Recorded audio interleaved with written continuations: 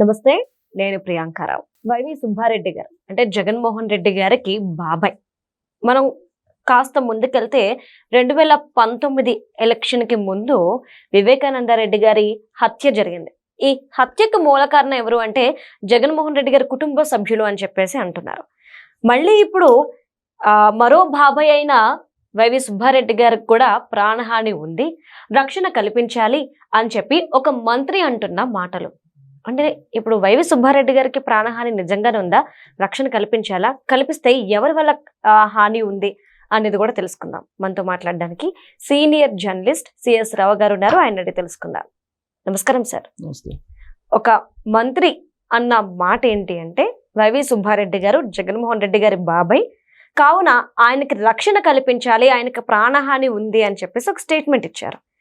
ఏ విషయంలో ఆయనకి ప్రాణహాని ఉంటుంది, ఎవరి వాళ్ళు ఉంటుంది, అసలు ఎవరు రక్షణ కల్పించాలి? ఈ విషయంలో మంత్రి సవిత గారు స్టేట్మెంట్ ఇచ్చారు. అవును, మీడియాతో మాట్లాడుతూ.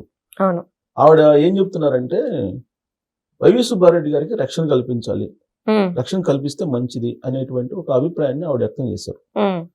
సరే, ఆవిడ మంత్రి, ఆవిడ చెప్పిన మాటని ఖచ్చితంగా పరిగణలోకి తీసుకోవాలి ప్రభుత్వం కూడా. ఆవిడ మరి ఎందుకు చెప్పారో, ఆవిడకి ఏమైనా ఇన్ఫర్మేషన్ నుంచి చెప్పారా లేదంటే పొలిటికల్ గా చెప్పారా అనేది పక్కన పెడితే ఆయనకి రక్షణ కల్పించండి అని చెప్పి ఆవిడ ఇచ్చినటువంటి స్టేట్మెంట్. ఆయనకి రక్షణ కల్పించాలని. ఎందుకు రక్షణ కల్పించాలి అని అంటే ఆవిడ ఏం చెప్తున్నారంటే తిరుపతి నెయ్యి విషయంలో కల్తీ జరిగింది అని చెప్పి ఢిల్లీ కేంద్రంగా చేసుకొని వైవి సుబ్బారెడ్డి గారు అంగీకరించారు. కాబట్టి ఆయనకి రక్షణ కల్పించాలి, ఏం జరుగుతుందో తెలియదు అని చెప్పి ఒక అనుమానం వ్యక్తం చేశారు ఆవిడ. మరి ఆవిడ అనుమానాన్ని మనం కొట్టిపారేద్దామా అని అంటే మంత్రి ఆవిడ ఎవరో మామూలుగా ఎవరో దోనబోయే వాళ్ళు ఇట్లాంటి కామెంట్లు చేస్తే ఏదో పట్టించుకోవాల్సిన అవసరం కూడా లేదు. కానీ ఆవిడ మంత్రి హోదాలో ఆవిడ అనుమానం వ్యక్తం చేస్తున్నారు. పైగా కోట్ చేశారు. ఏం చేశారు? నెయ్యి కల్తీకి సంబంధించి నెయ్యి కల్తీ జరిగింది అని చెప్పి ఒప్పుకున్నారు ఆయన ప్రెస్ మీట్ లో. కాకపోతే జంతు కొవ్వు అని చెప్పి చంద్రబాబు నాయుడు గారు అన్నారు, అది లేదని చెప్పి సిబిఐ చెబుతుంది. కానీ కల్తీ అయితే జరిగింది అని చెప్పి చెబుతున్నారు. కల్తీ జరిగిందని సిబిఐ చెప్పింది కదా, ఇంకా నేనేం చెప్పేది కల్తీ జరిగింది కదా అని చెప్పేసి అన్నారు, ఒప్పుకున్నారు. ఒప్పుకోవడంతో ఇప్పుడు బాబాయ్ పరిస్థితి ఏంటి అనేటువంటి సందేహం వ్యక్తం చేస్తున్నారు. సరే, ఇప్పుడు ఏదన్నా ఒకటి జరిగింది అనుకోండి, ఇంకా అన్నీ అలానే ఉంటాయని చెప్పేసి అనుకోవటానికి లేదు. ఇప్పుడు ఆ రోజున వివేకానంద రెడ్డి గారిని మర్డర్ చేశారు. సరే, ఆ మర్డర్ వెనుక ఎవరున్నారు ఏంటి అనేది సిబిఐ షార్ట్ షీట్ లో పొందుపరిచారు. కానీ మర్డర్ జరిగిన వెంటనే ఎవరి మీద వేసేసారు? అది చంద్రబాబు నాయుడు గారి చేతిలో గొడవలు పెట్టేశారు మరుసటి రోజు వాళ్ళ పేపర్లో. అంటే తెలుగుదేశం పార్టీ వాళ్ళే చంపేసేసారు అని. తర్వాత ఆలస్యంగా తెలిసింది ఏంది, జగన్మోహన్ రెడ్డి గారికి సంబంధించిన కుటుంబ సభ్యులే దాంట్లో ఇన్వాల్వ్ అయి ఉన్నారనేది సిబిఐ వాళ్ళు షార్ట్ షీట్ లో పొందుపరిచినట్టు అంశం కదా. షార్ట్ షీట్ లో పొందుపరచడంతో పాటు షర్మిల గారు పదే చెబుతున్నారు కదా, వివేకానంద రెడ్డి గారి మర్డర్ కేసు పొలిటికల్ మర్డర్, అది దాని వెనక ఎవరెవరు ఉన్నారో తెలిసి కూడా వాళ్ళని ఎంటేసుకొని జగన్మోహన్ రెడ్డి గారు తిరుగుతున్నారని చెప్పి షర్మిల గారు ఊరు వాడ ప్రచారం చేశారు కదా 2024 ఎలక్షన్ కు ముందు. ప్లస్ ఇప్పుడు కూడా చెబుతున్నారు కదా ఆవిడ, సిబిఐ పిలిస్తే నేను కూడా చెప్తాను అది పొలిటికల్ మర్డర్ అనేసి అని చెప్పి నేను కూడా చెప్తానని చెప్పి ఆవిడే చెప్తున్నారు కదా. సో కాబట్టి ఆ పొలిటికల్ గా జరిగినటువంటి మర్డర్ అనేది ఎస్టాబ్లిష్ అవుతుంది. సిబిఐ వాళ్ళు ఆల్రెడీ గూగుల్ టేక్అవుట్ వాటన్నిటిని ఉపయోగించి షార్ట్ షీట్ కూడా చేశారు. ఇప్పటికి కూడా అసలైనటువంటి దోషులను శిక్షించలేదని చెప్పి ఆవిడ సుప్రీంకోర్టుకి వెళ్ళి సునీత గారు పోరాడుతూ ఉన్నారు. సుప్రీంకోర్టు మళ్ళీ కొన్ని అంశాలని చూపిస్తూ ఆ అంశాల మీద మీరు మళ్ళీ ఇన్వెస్టిగేషన్ చేయండి అని చెప్పి సిబిఐ వాళ్ళకి చెప్పారు రీసెంట్ గా. ఆ కేసు ఇంకా కొనసాగుతుంది. అది ఎప్పటికీ ఫైనల్ చేస్తారో సిబిఐ వాళ్ళు వాళ్ళకే తెలియాలి. సునీత గారికి ఎప్పుడు న్యాయం జరుగుతుందో. ఇప్పుడు ఆ కేసులో ఫస్ట్ చంద్రబాబు నాయుడు గారి చేతిలో గొడవలు పెట్టారు, అది జరగగానే మర్డర్ జరగగానే. ఆ తర్వాత ఏం చేశారు, అసలు ఈయనకి 2 సంబంధాలు ఉన్నాయి, ఇంకొక వేరే కాంట్రాక్ట్ కూడా ఉంది, వివేకానంద రెడ్డి గారికి 2వ భార్య ఉంది, వాళ్ళ వైపు నుంచి జరిగి ఉంటుంది అని చెప్పి ఒక డౌట్ ఎక్స్ప్రెస్ చేశారు. తర్వాత ఏం చేశారు, తర్వాత డౌట్ ఎక్స్ప్రెస్ అసలు సునీతనే ఆస్తులకు సంబంధించిన విషయంలో సునీత భర్త ఇద్దరు కలిసి చేసుంటారు అని చెప్పి ఒక డౌట్ ఎక్స్ప్రెస్ చేసి ఆ కోణం నుంచి మీరు ఎందుకు ఇన్వెస్టిగేషన్ చేయరు అని చెప్పేసి క్వశ్చన్ చేశారు. ఇలా రకరకాలుగా తిప్పుకుంటూ వచ్చారు. అసలు ఏం జరిగింది అనేది దస్తగిరి అప్రూవ్గా మరి మొత్తం చెప్పారు కదా ఆ కేసులో. కాబట్టి ప్రజలకి క్లారిటీ ఉంది. ప్రజలకు క్లారిటీ ఉంది. ఎవరు జరిపారు అని గూగుల్ టేక్అవుట్ చెప్పేసింది. అవును. కానీ ఇవాళ కూడా ఆ కేసుకు సంబంధించి ఫైనల్గా సిబిఐ వాళ్ళు చెప్పలేదు. ఛార్జ్ షీట్లో అనుమానం వ్యక్తం చేసి ఛార్జ్ షీట్ వేశారు చెప్తే. దీన్ని బేస్ చేసుకొని అది అనేకమైన ఇన్సిడెంట్లని జగన్మోహన్ రెడ్డి గారికి లేదంటే వైఎస్ఆర్ కాంగ్రెస్ పార్టీకి ఆపాదిస్తున్నారు, అనుమానిస్తున్నారు, ఆపాదిస్తున్నారు.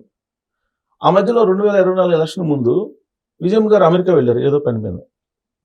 వెళ్తే ఆవిడ కావాలని వెళ్ళిపోయింది, భయపడిపోయి అన్నట్టుగా ప్రొజెక్ట్ చేసింది సోషల్ మీడియా. సొంత తల్లిని ఎవరు చంపుకుంటారు? సొంత తల్లిని అయితే ఎవరు చంపుకోరు కదా. కానీ ఆ యాంగిల్లో ప్రొజెక్ట్ చేశారు. ఆవిడేదో ఒక కారులో వెళ్తుంటే ఆ కారుకు సంబంధించి 4 టైర్లు పంచర్ అయిపోయింది. పంచర్ అయితే వెనకేదో గుద్దుకోవడం ఏదో జరిగింది. దాన్ని కూడా ఏదో మ్యాప్ చేసేసి ఫైనల్గా వేసేయాలని చూశారు అన్నట్టుగా ప్రొజెక్ట్ చేశారు.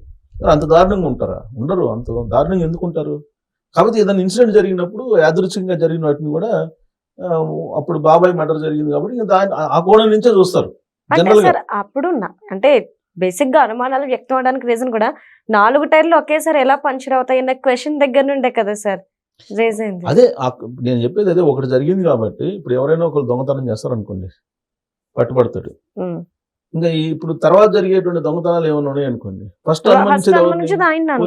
పోలీసులు ఎవరిని అనుమానిస్తారు? ఆ దొంగని అనుమానిస్తారు, దొరికిన దొంగని అనుమానిస్తారు కదా. అలాగే ఇప్పుడు వివేకానంద రెడ్డి గారి మర్డర్ కేసులో ఏం జరిగింది అనేది ప్రజలందరికీ తెలిసిపోయిన తర్వాత, ఆ తర్వాత ఏం జరిగినా సరే వాళ్ళ ఫ్యామిలీలో అలాంటిదే పోర్ట్రేట్ చేస్తున్నారు. అలా ఉండొచ్చు అని చెప్పి పోర్ట్రేట్ చేస్తున్నారు.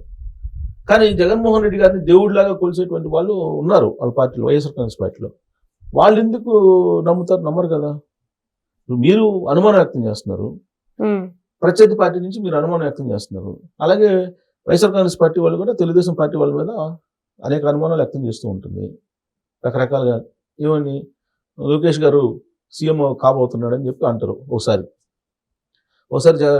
చంద్రబాబు నాయుడు గారికి వెన్నుపోటు పోడబోతున్నాడు అని చెప్పి ఇంకోసారి సోషల్ మీడియాలో ప్రొజెక్ట్ చేస్తుంటారు. అంటే రాజకీయంగా పరస్పరం ఇట్లా ఆరోపించుకుంటూ ఉంటారు. అది రాజకీయంగా వాళ్ళ ఇమేజ్ని డ్యామేజ్ చేసుకోవడానికి ఒకరికొకరు చేసుకుంటూ ఉంటారు. కానీ వివేకానంద రెడ్డి గారు మర్డర్ జరిగిన తర్వాత ఇలాంటి ఏం జరిగినా సరే అనుమానం వ్యక్తం చేస్తూ ఉన్నారు.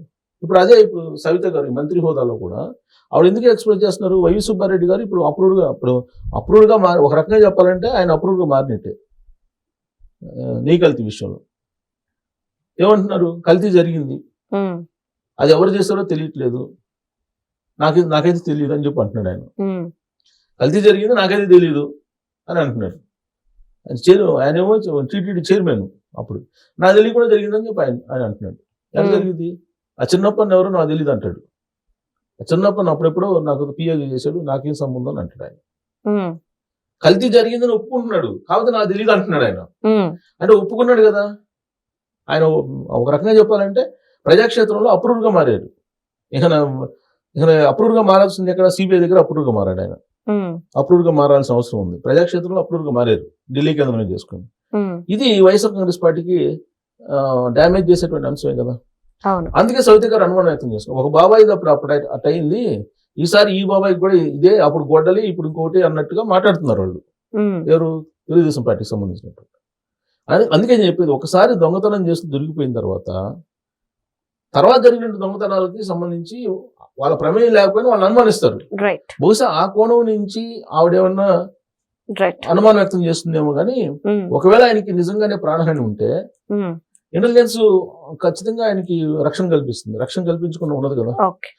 బహుశా నేను అనుకోండి ఇన్ఫర్మేషన్ ఉండి ఆయనకి ప్రాణహాని ఉంది, ఆయనకు రక్షణ కల్పించాలని చెప్పి మంత్రి హోదాలో ఆవిడ చెప్పారేమో మనకు తెలియదు. మరి ఇంటెలిజెన్స్ రిపోర్ట్ ఆవిడకేమన్నా ఉందేమో. లేదంటే ఒక మంత్రి హోదాలో ఆ విధంగా చెప్పడం అంటే ఆ వివేకానంద రెడ్డి గారి మర్డర్ కేసుని దృష్టిలో పెట్టుకొని, లేదంటే కోడికత్తి కేసుని దృష్టిలో పెట్టుకొని ఇలా చెప్పారా, లేదంటే నిజమైనటువంటి ఇన్ఫర్మేషన్ వాళ్ళ దగ్గర ఉందా అనేది ఇప్పుడు చర్చ జరుగుతుంది. Right. Thank you so much sir.